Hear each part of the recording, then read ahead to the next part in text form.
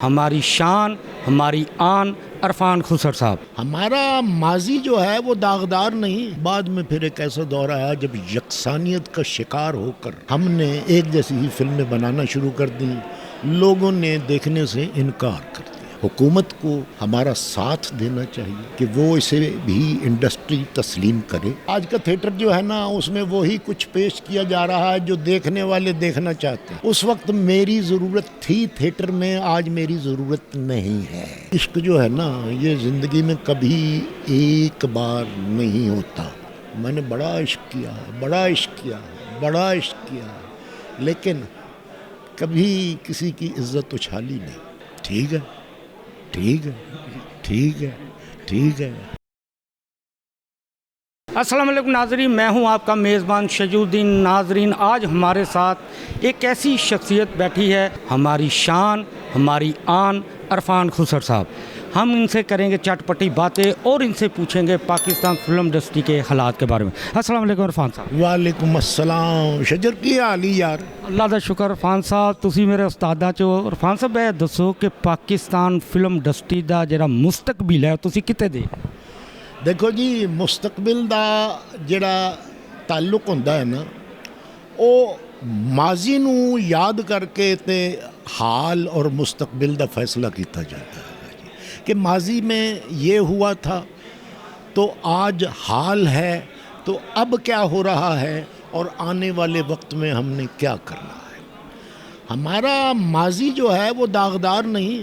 Film industry جو تھی اس میں نذیر صاحب، میڈم سورن لتا، ولی صاحب اور مسعود پرویز صاحب، اس طرح بہت بہت بڑی ہستیاں جو وہاں پر بھی کام کرتی تھیں، وہ یہاں آ گئے اور انہوں نے کام شروع کیا، اور انہوں نے جو فلمیں بنائیں ان سے اتنا ایک سرمایہ اکٹھا ہو گیا کہ 2-3 اسٹوڈیوز کی بنیاد اسی سے رکھی گئی ہے اور وہاں پر باقاعدگی سے فلمیں بننا شروع ہو گئی۔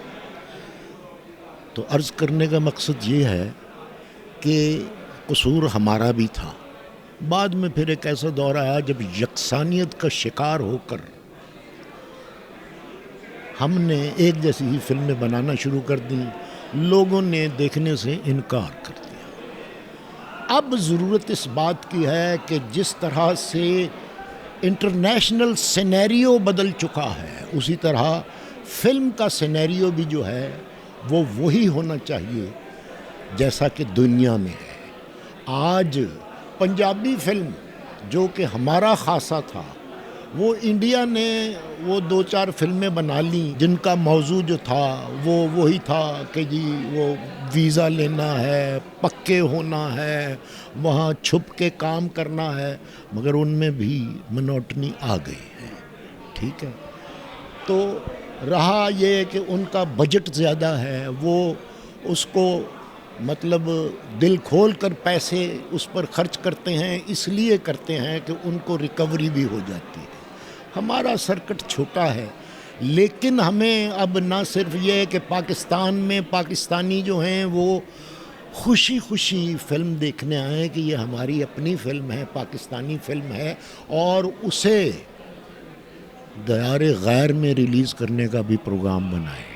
اور قسم ہے ان پاکستانیوں کو بھی اس بات کی کہ وہ اگر وہاں رہتے ہیں تو ان کے دل یہاں دھڑکتے ہیں، تو ان دھڑکتے دلوں کا خیال کرتے ہوئے وہ بھی پاکستانی فلم جو باہر ریلیز کرنے کے کچھ انتظامات کیے جائیں، وہاں پر وہ فلم ریلیز ہو اور وہ خوشی خوشی دیکھ کر جائیں۔ اور حکومت کو ہمارا ساتھ دینا چاہیے، اور حکومت کو چاہیے کہ وہ اسے بھی انڈسٹری تسلیم کرے، اور وہ مراعات جو دوسری انڈسٹریز کو دی جا رہی ہیں وہ فلم کو بھی دی جائیں۔ اچھا عرفان صاحب، یہ بتائیں کہ پرائڈ آف پرفارمنس ایوارڈ جو ہے وہ اصل حقداروں کو نہیں ملتا جو اس کے حقدار ہیں، اور ان لوگوں کو ملتا ہے جنہوں نے کچھ نہ کیا ہو یا کچھ کیا بھی ہو تو وہ اس معیار پہ نہیں اترتے۔ اس حوالے سے آپ کا کیا کہنا ہے؟ دیکھیے جی، جسے ایوارڈ مل جاتا ہے وہ کہتا ہے میں حقدار ہوں، جسے نہیں ملتا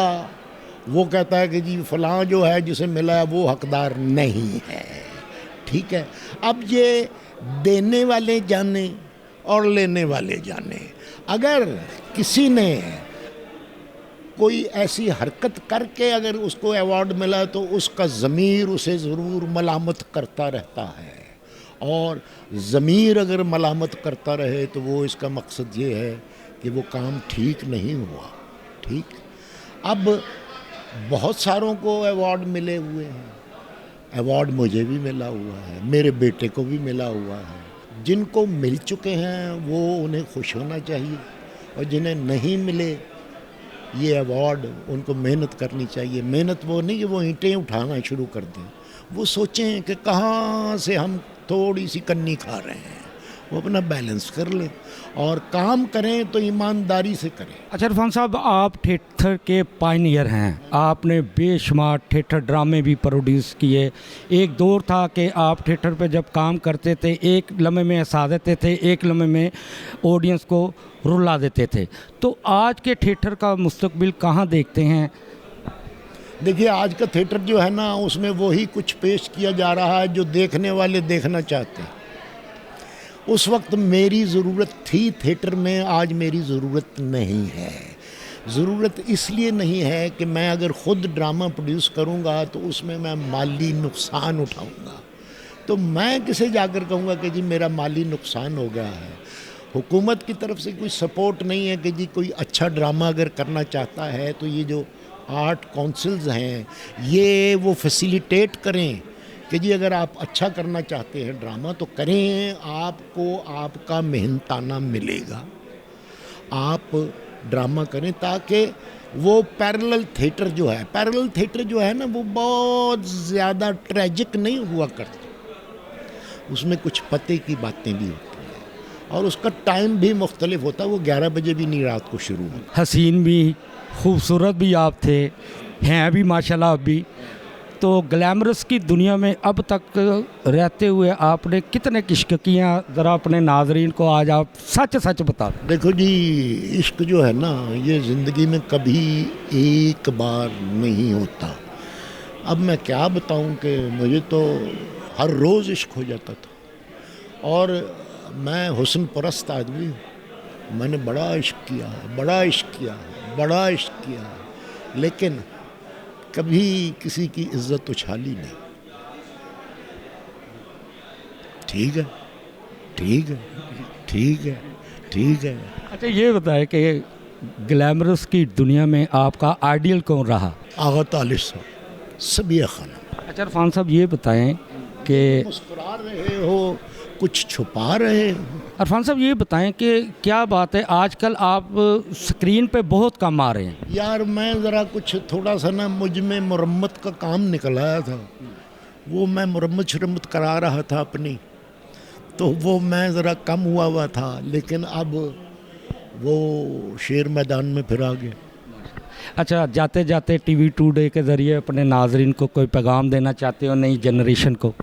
دیکھیے ہم پاکستانی جو ہیں ہمیں اولاد اپنی پسند آتی ہے اور بیوی دوسرے کی آتی ہے, تو ہم جس طرح سے اپنی اولاد کو پسند کرتے ہیں اسی طرح ہمیں بیوی بھی اپنی ہی پسند آنی چاہیے. جی ناظرین, یہ تھے ہمارے لالی ووڈ کے لیجنڈ اداکار عرفان خسر صاحب, جن سے آپ نے ان کی چٹ پٹی باتیں سنی اور ان کے مستقبل کے حوالے سے بھی انہوں نے بات کی. اب اپنے میزبان شجی الدین کو فنکاریہ میں اجازت دیجیے. آئندہ ہفتے نئے ایپیسوڈ نئی شخصیات کے ساتھ آپ کی خدمت میں دوبارہ حاضر ہوں گے. اللہ حافظ.